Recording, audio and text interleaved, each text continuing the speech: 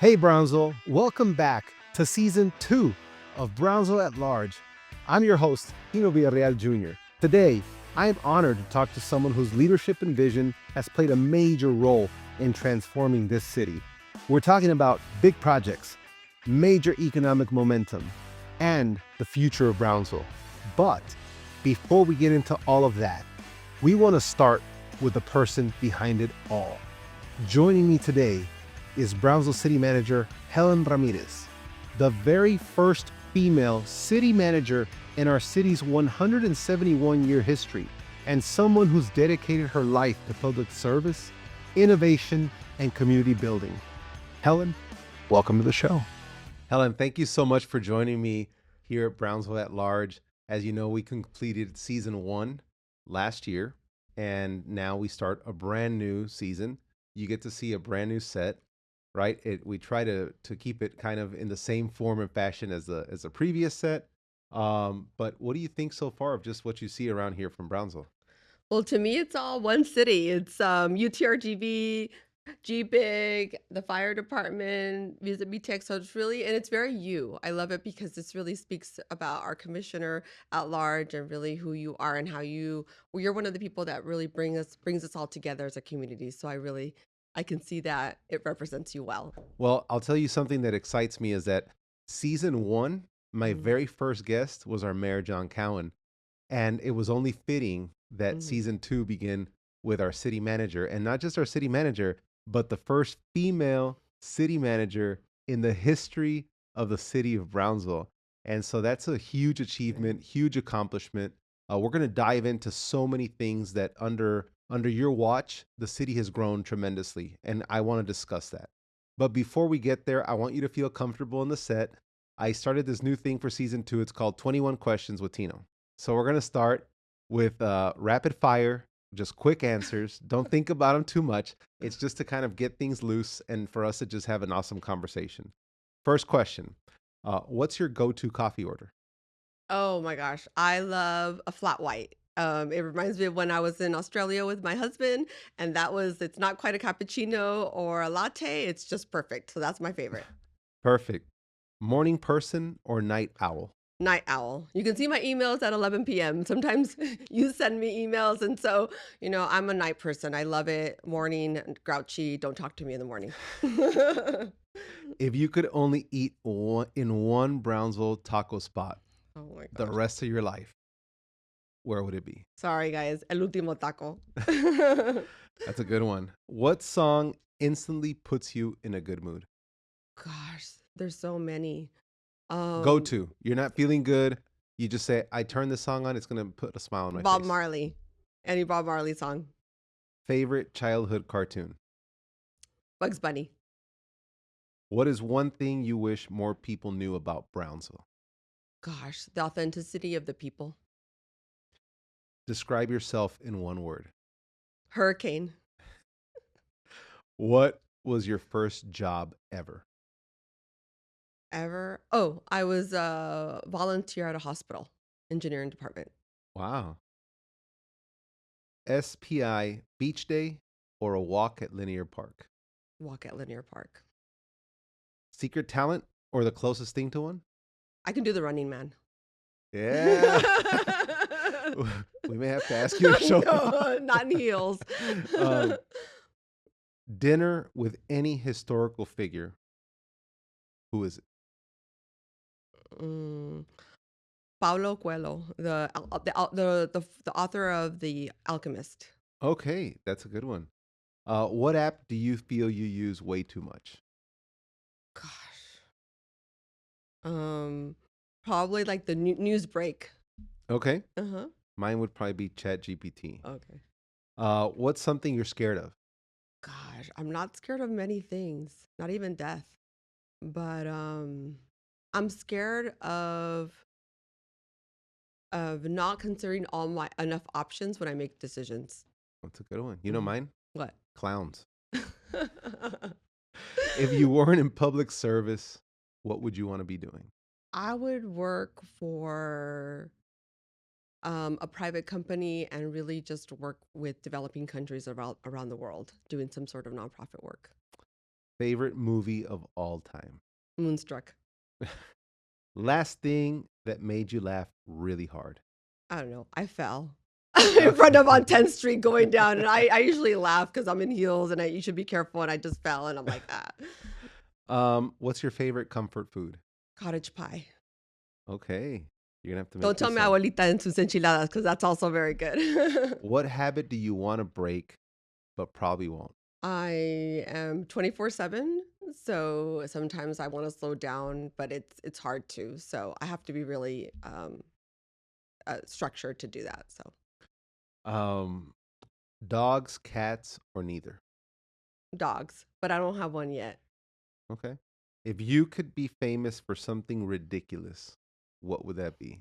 For something ridiculous, that's a hard question.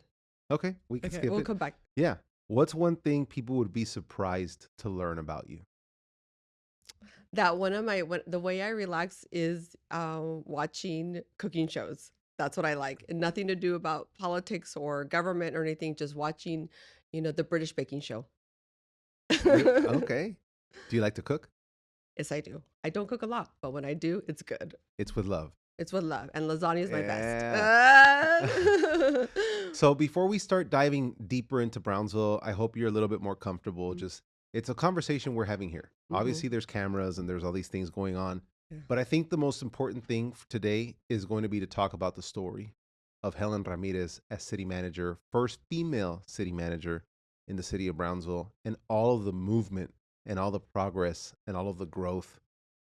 And ultimately, this is we're getting close to your time before you leave the city of Brownsville. Yeah.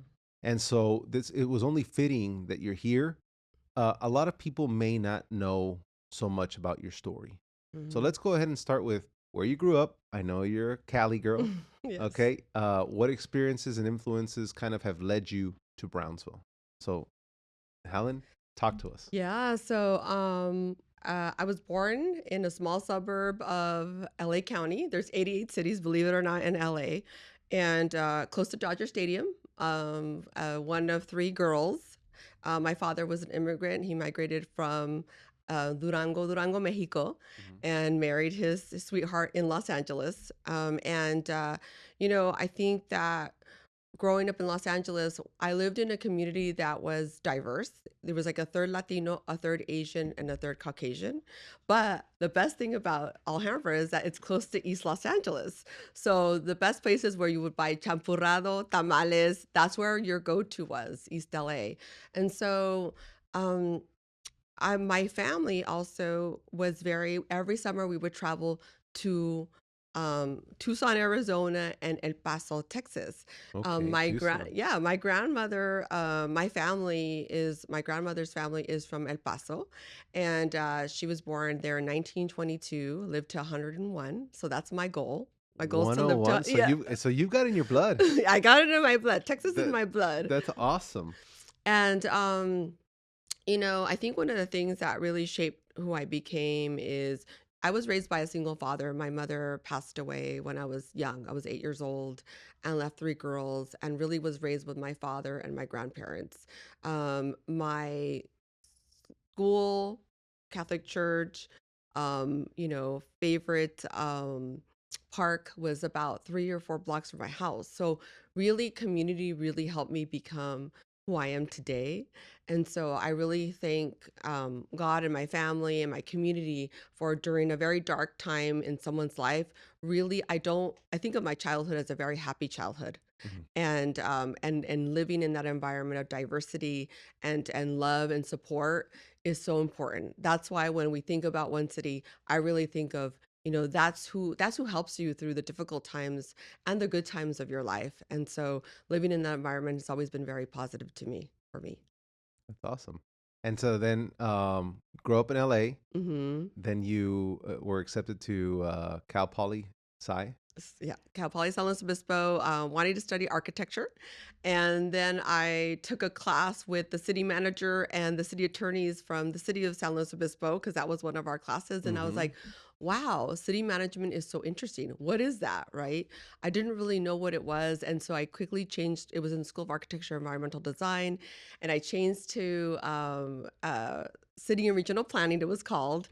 And I was like, wow, if you can shape a building, imagine what you can do by shaping the whole natural environment, the urban environment, and seeing a city grow and helping it grow.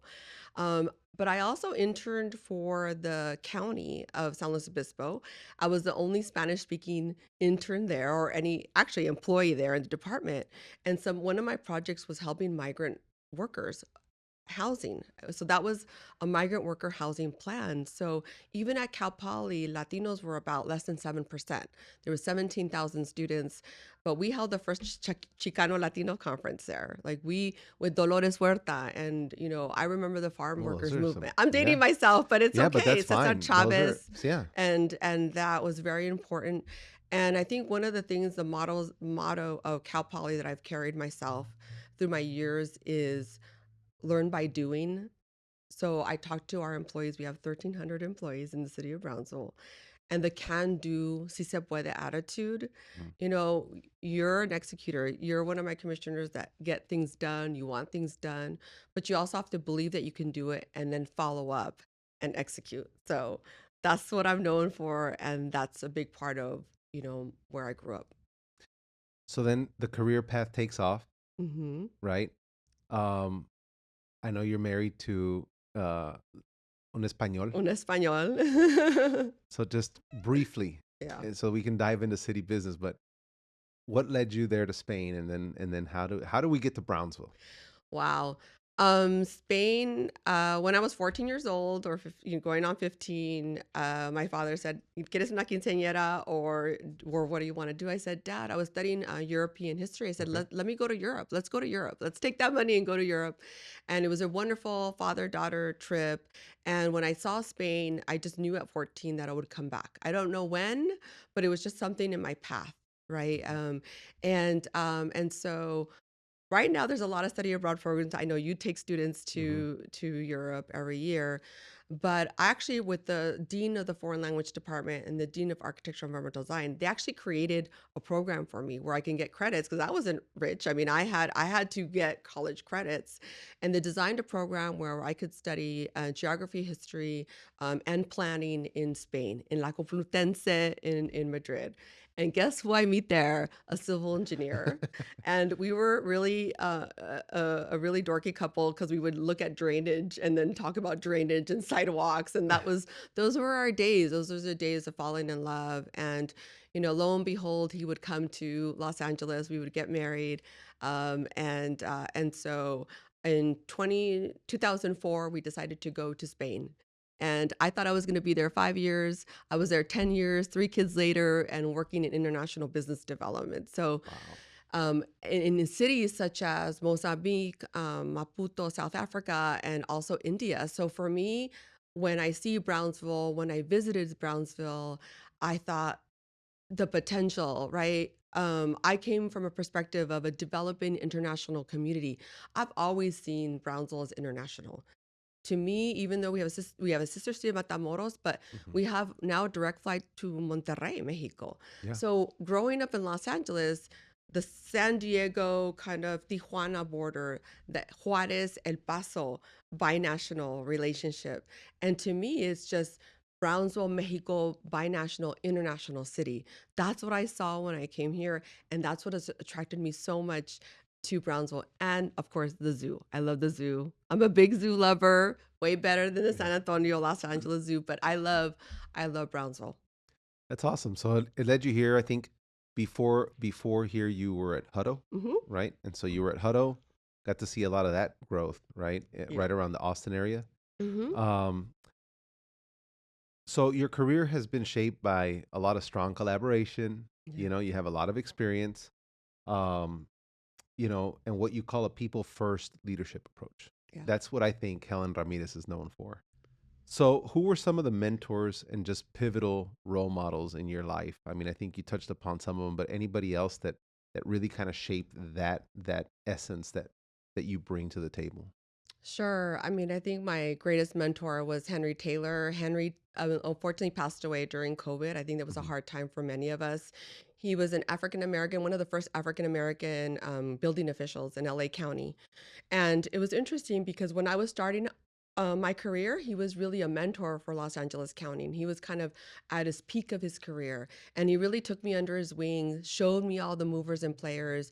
And I wasn't see I was seen as a professional, right? Hmm. And not, I mean, I was young, I was in my mid 20s, starting out my career, and really, learning, getting to know how to negotiate very hard situations because we started the first construction management division in LA County. Like it was created to move projects along from affordable housing to redevelopment and being there and expediting permits. That's why I love planning Hmm. because I like to get things done. And so imagine the bureaucracy of a whole county, right? And so really, Henry taught me also that family was very important. He would remind me, like, how's the family doing? Yes, you're working, you're being successful, but bring your family along with you. And so I channel in my decision to take a pause in my career or step Hmm. down when you're at the top. I really channel to people, Henry Taylor and my father, Miguel Ramirez. And I also channel Karen Daly. When I was in Hutto, she was the city manager that hired me. I had international work. I'm like, who's gonna hire this international? I've had done international planning for 10 years. I want to go back to government. Sometimes people don't associate private sector Hmm. with being successful in public sector. And so she gave me the opportunity. She hired me as director of development services. She was also the 2017 city manager of the year for the state of Texas. And Wow. then just climbed up the ladder and as a female city manager. There's not that many. There's about 20% in the whole nation, and Latina city managers take 7% of the 20%. My husband's like a statistician, so he's like, oh, you're probably less than 1% in this nation. There's only about probably less than 50 of you in the whole nation. Wow. So I try not to think of numbers, but I think it's important to tell the story, Hmm. right? How women, w- things are getting better, doors are opening, but we still have a long road to go. And with people such as you, Commissioner, and the leadership of Mayor Cowan, and I think the way that you support women in our community and where you work and what you do is so important to continue that. Well, I mean, I'll tell you one thing.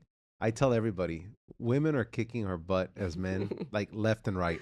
At my work, both my bosses, they're women and they're strong, and they're the thing about women for me is that you all are just so much more detailed and organized Yeah. than guys, and that's kind of where we're starting to. I feel it. I see it in the top 10 graduations at St. Joe. It's like Mm-hmm. the top 10 kids, and it's usually like 6, 7. So it's 60, 70% of the top 10 are always female.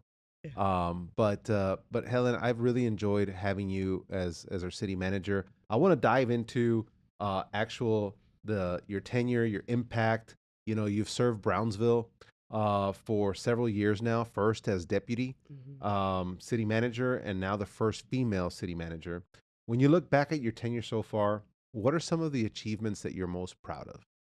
I Wow. know there's a lot. So let's start. Let's just chop it up. We were I think the important part, if you want to be successful, have to have a great team, right? And if you think of 1,300 employees, 22 departments, a budget of $138 million, a capital improvement program. The city in 2020 as deputy, it didn't have a capital improvement program. And CIPs, most cities in the nation have that.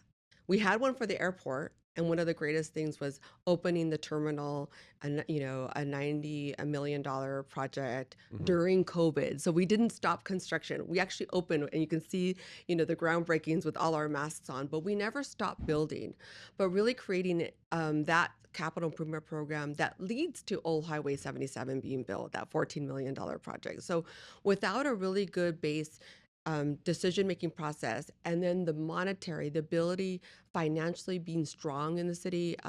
Many cities are in deficits right now. Austin has a $33 million deficit. San Antonio has a deficit. We have no deficit here. And it's with sound financial planning, we're able to really fix more than the potholes. Yeah, The potholes are important, and sure. they are, but milling and overlaying over 52 roads. So that's really important to take care of that foundational things that we do. But I think the relationship, even with our important partners such as SpaceX, right? That's a lot of trust. When I was here in 2019, 2020, when I first started, they had 500 employees. And now they're over 4,000. And many, 70%, are local Mhm. Cameron County, Brownsville people. So the relationships that we've built over time, that's built through trust, right? And so that's why we have things like Space Fest, the zoo, the master plan of the zoo, the purchase of Cummings from Brownsville ISD. That is one city. That was a very difficult but very worthwhile negotiation. Mhm. And now we're talking about the zoo and all their new exhibits and a hotel boardwalk. So that is on the horizon. And then lastly, I think, one of the most difficult times in Brownsville was in our country was COVID, but Brownsville also had a migrant influx right after, trying to assist over 240,000 migrants go to their final destination through Brownsville. I And mean, believe it, that's more than our population. yeah, and didn't Odie and the city of Brownsville receive an award for that? Yes, Odie received an I Love Odie Land. I mean, we Yeah. created our emergency operations department. She received the ICE award by President Biden. And, we have had to contend during that time. Do you know that our economy still grew? Our sales tax grew, our property tax grew, our community grew during the most hardest, scariest times of our history. So what that shows is resilience in our community, and really that one city non-silo, like everyone, the hospitals, the nonprofits really have to come together. Another project was the West Rail Trail, expanding our, the rails and trails. Yeah. We just came out on a PBS special, Rails to Trails. How do we really want old abandoned railroads in our city? No. How do we improve our health, the community? We have high diabetes and obesity, and how do we reduce that?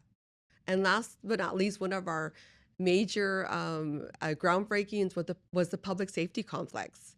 I mean, before, right now, and since 2019 and before, our EOC was the converted conference room of your central library. Yeah. You gotta love our library, but that's not where it belongs. If a growing city needs a state of the art, public safety complex. So having cybersecurity and IT, public safety, police, fire, and then EOC in one building as a state of the art, located at a GPIC property, that's our one city helping us, Mhm. be successful, is amazing.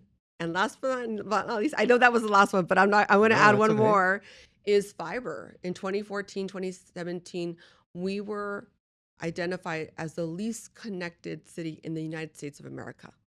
And now we're the number one connected city and becoming a private 5G network city. So that's amazing, and that's making history. So those are some huge projects. I think like to the viewers and the people who are listening, and they're I have a lot of viewers that are not just local, but I get a lot of people who are interested in just knowing more about Brownsville from all over the world and all over the country that email me all the time and say, "Thank you for the podcast.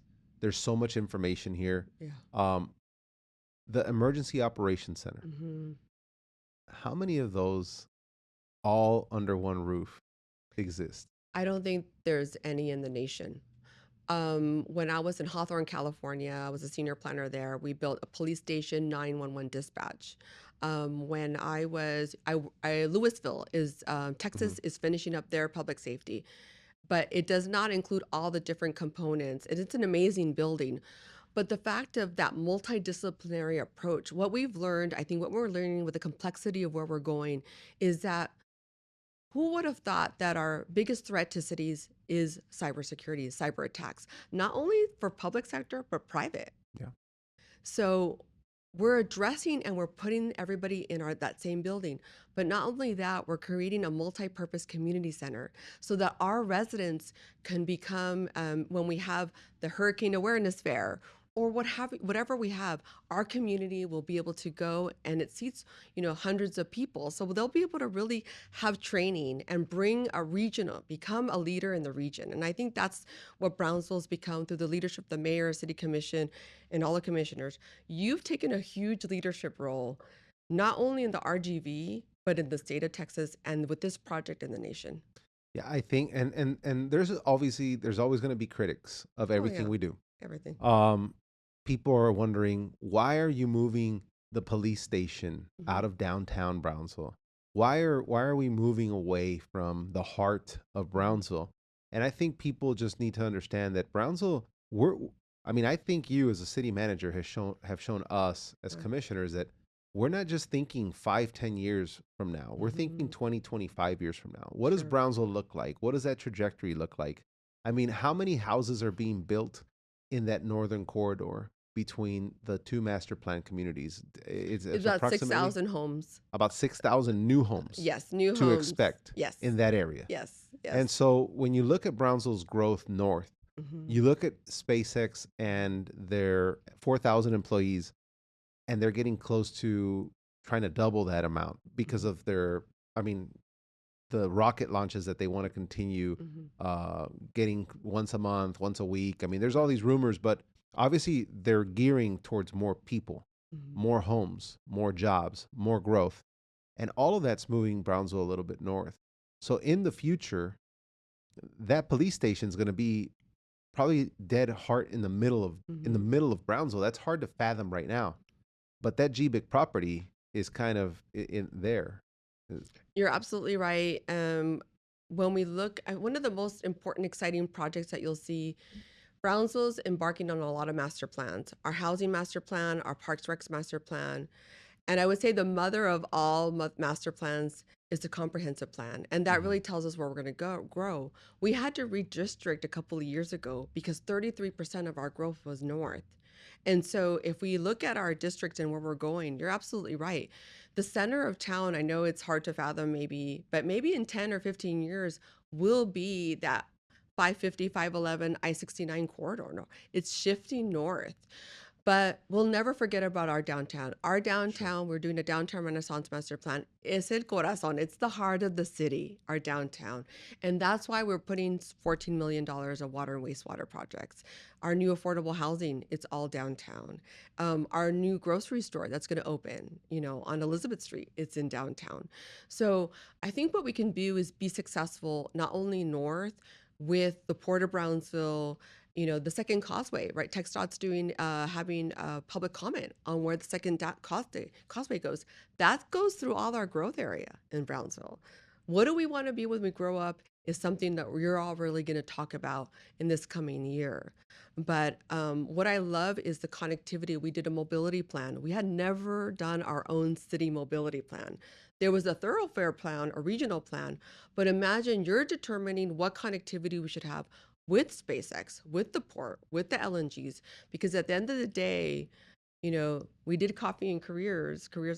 There was over 7,000 jobs, over 60 Yeah. companies represented in that career fair that we just had, and more is to come. And growing every year, right? Yes. Because it broke last year's record. I mean, and last year's record seemed that it was not going to get it broken, and so it keeps breaking. Um, Helen, you've also been very big. Obviously, economic development is a huge Hmm. arm. Yeah. You served on GBIC as Yes, I well. did. So, from economic development standpoint, from your engineering background, from the growth standpoint, but you're also like really big on quality of life Yes. projects. Yes. And I know that one of the biggest things, at least for us, is the expansion of our trail system. You Hmm. just brushed upon the West Rail Trail, Hmm. and how many miles of trails does Brownsville have? Like, and what does the quality of life projects look like to you? I know that under your leadership, we had the new Hmm. community resource center Yes. for seniors. Yes. That's a big deal Yes. for our growing community, for the elderly community, for like my dad, 77 years old, right? And so talk to me about quality of life. Yeah, I mean, I think quality of life is so important for our community. I mean, I bike on the weekends, and we have our farmers market along our Battlefield Trail and our linear park. So trails connectivity is so important. We have a trails master plan. We have over 18 miles, and we have 44 parks. So we really look at connectivity. We're looking at our first binational trail through the B&M Bridge. So we are even looking at, I know El Paso tried it and it didn't quite get there. So we really want to be the city that really links with Matamoros, with Hmm. Mexico by way of a trail. So we have really good partners such as the RGVMPO. Actually, the mayor is the new chair of the RGVMPO. And through that, TASA money or transportation alternative money flows through there, through TxDOT and through that agency. We're very good at grants. We have about $41 million in our budget worth of grants, and many of those are for trails. And so, why is it important? We have a high rate of diabetes and obesity in the city. Hmm. We're getting better. The UT School of Public Health tracked 1,200 residents in Cameron County, and with better nutrition, with free yoga, free bikes, all those classes that we have, the cannery public market that we're going to open up eventually next year. So with all those resources, free resources, and with the RGV challenge, we've seen a reduction in obesity and diabetes between 6 and 11%. And that attracted people like natural grocers, right? Yes, So like yes. you have natural, obviously the cannery and the farmers market just continues to get bigger, but quality of life is also what we're doing as a city. Yeah.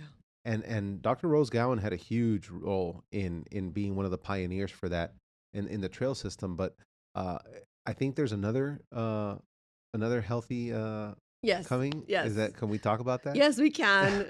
Mayor, I hope you talked about it, but I'm going to talk a little bit more about that.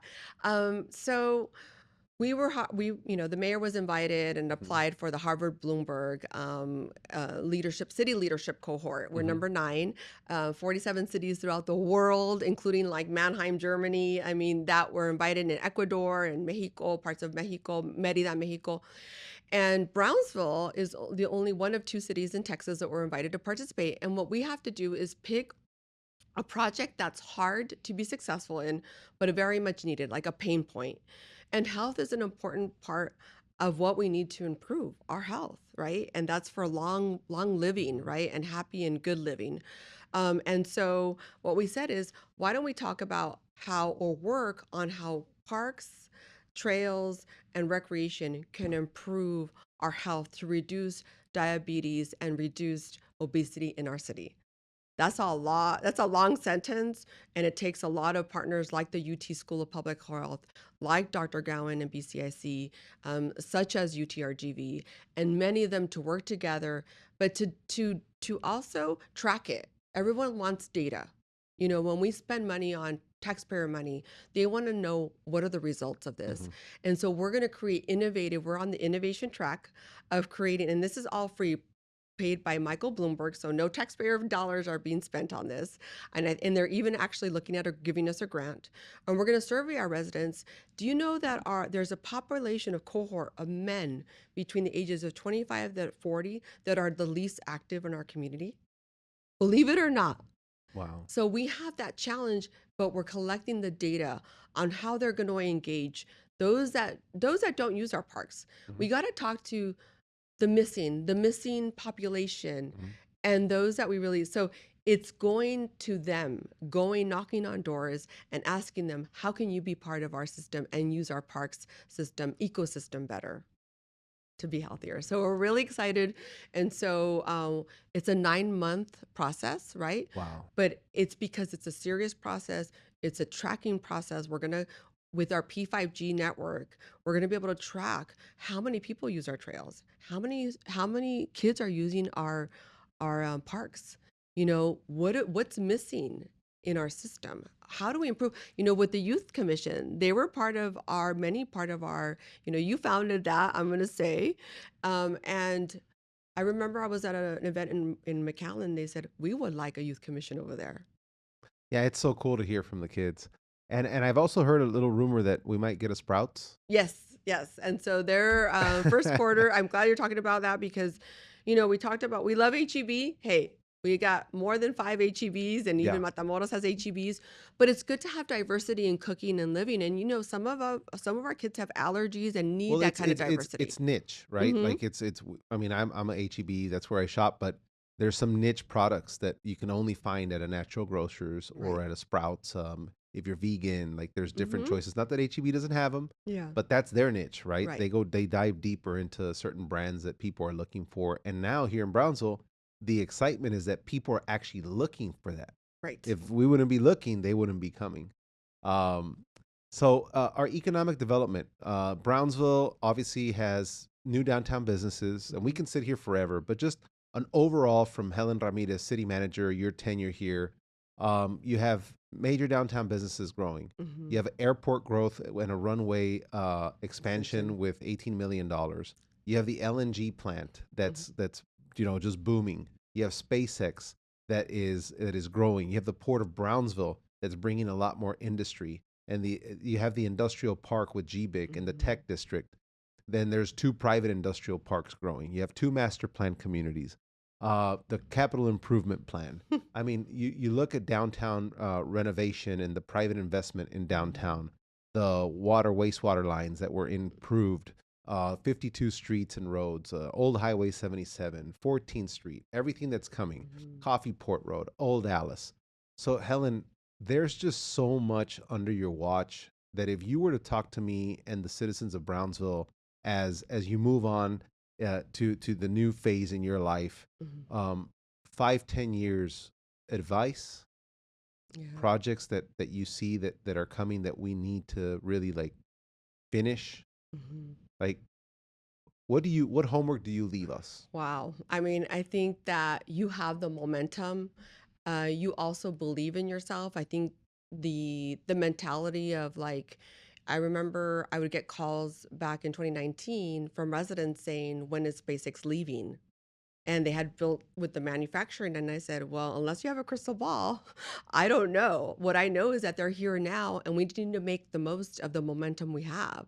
So we've fixed the last 7 years a lot of cracks in the foundation, Mm-hmm. and right now is just keep the momentum going. So the relationships between the Port of Brownsville, the City of Brownsville, Cameron County just got included into our tax increment reinvestment zone for downtown.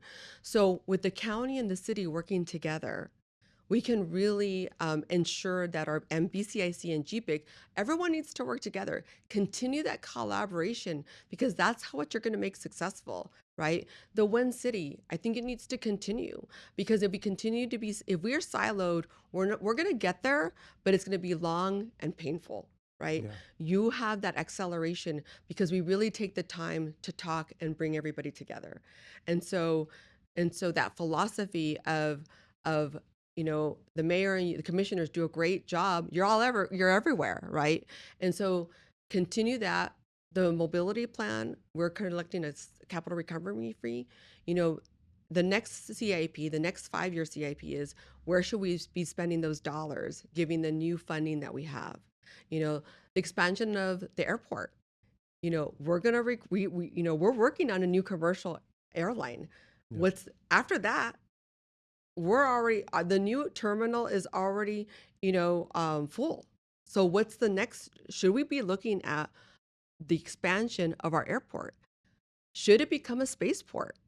A public spaceport? How do we engage space in our economy, not only as a vendor for SpaceX, which we are capturing vendors, and Linda and the energy sectors. So it's very important. If you look at successful cities such as Round Rock that has the Dells, right, or Taylor's getting Samsung. How do we maximize? Let's not put our eggs in one basket and grow our economy. I know you're Mm-hmm. big with space. Mm-hmm. Norman Garza has been very supportive. We're part of the Texas. We have a space commission, and we're very part of that technical board. So let's continue the strategy with space, and how do we maximize that? That'll continue the jobs, more than 4,000, 7,000 jobs that we're growing. The relationships with the Port of Brownsville, our economic development partners, the zoo. It is our largest tourism. Over 500,000 people come to visit our zoo. every year. So we need to continue that expansion of the hotel. We want to be a zoo where you can stay in a hotel and feed a giraffe from your balcony. How cool is that? We would probably be the only one in the nation that does that, unless you want to take an African safari. And I'm not sure. I can't afford an African Yeah. safari. So those are hard projects because they're public-private partnerships. Mhm. And so remember those partnerships. You, the mayor, the commission really believes in public-private partnerships done right, not giving away the farm. I always say that government does really good things. They're good, but we can't do everything, nor should we do everything. With the way that our state legislator wants to lower property taxes or keep property taxes, P3s are the way to go. And hopefully we'll have USL and women and men's soccer here is a really big thing. I played soccer. It really saved me when I was a child, women's soccer. So I'm a big soccer fan. Don't ask me Real Madrid or Barca. But what I'm saying, like, that is, you need to really look at, you're going to have to move many projects at one time, from transportation to your space strategy to your energy strategy with PUB, and really getting us to be ready and prime for growth. You're doing great with technology. Keep those relationships going. We're bringing in another ISP, making sure Omni Fiber is successful, making sure it gets to the southmost in all our cities through the rings of fiber, and boom, it just happens itself. It's like you almost have to stay out of the way and let it go. But through great leadership, I've been blessed with having working under a wonderful mayor, John Cowan, who was our former Mayor Mendez, continuing. It's not like there's a new administration and forget about the old projects. These are multi-year hard projects. So you all working together is very appreciative. And that with great leadership and great executive team, Salceda, Doro, Alan Gard, and 1,300 employees, they are taking care of them through people, because they're people first, family, somos familia, somos personas. You're not a number, you're a person with a family. Purpose, because we work in government. Every single day we make this community better. And projects, because we are accountable to our taxpayers and they want results. Mhm. And so do our mayor and commission. So that's our job to do that. Well, Helen, I'll tell you right now, one of the biggest things, and I do agree that this commission is very involved, more than, and people tell me all the time, they're like, you guys are everywhere, you're Yeah. posting everywhere, Hmm. you attend a lot of things, and I do think that that's a big part and a tribute to that one city model that you brought, Hmm. because I think that it ups the bar for everyone, and it even upped the bar for us. Like, how do we become one city?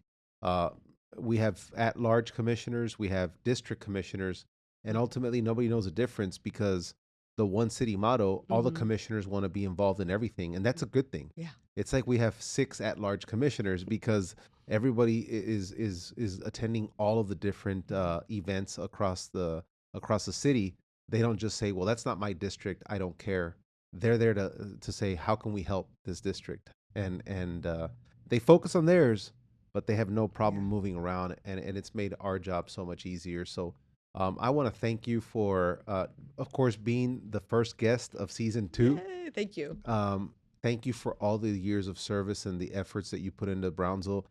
Some of our viewers and people here don't know. Mhm. Helen will answer. I mean, sometimes I'm a night owl too, Yeah. so I don't expect anybody else to be up at 1 in the morning when I'm writing emails, and then all of a sudden I get a response right away. I'm like, Helen, go to sleep.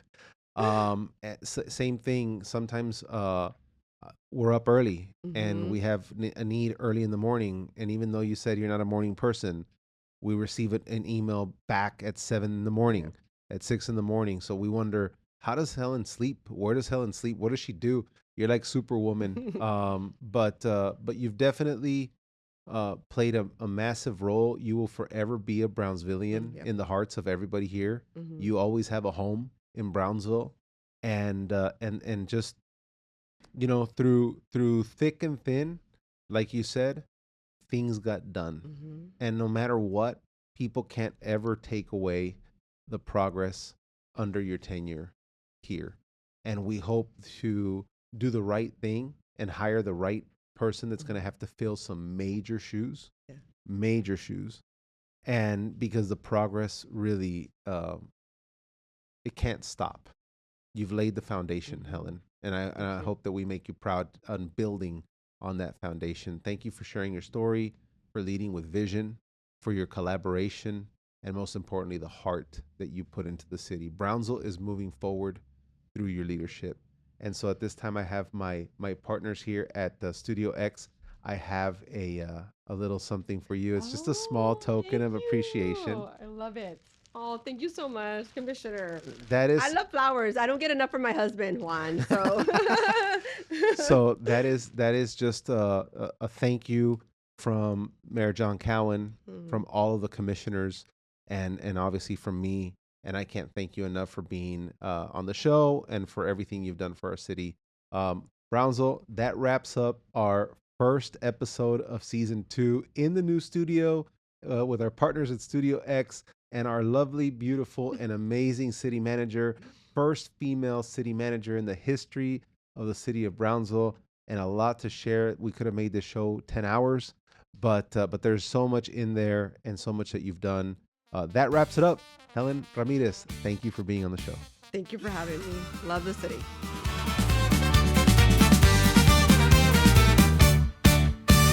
Brownsville at large, voices that shine, telling our stories one episode at a time. News, ideas, and local pride. Tune in now, come along for the ride.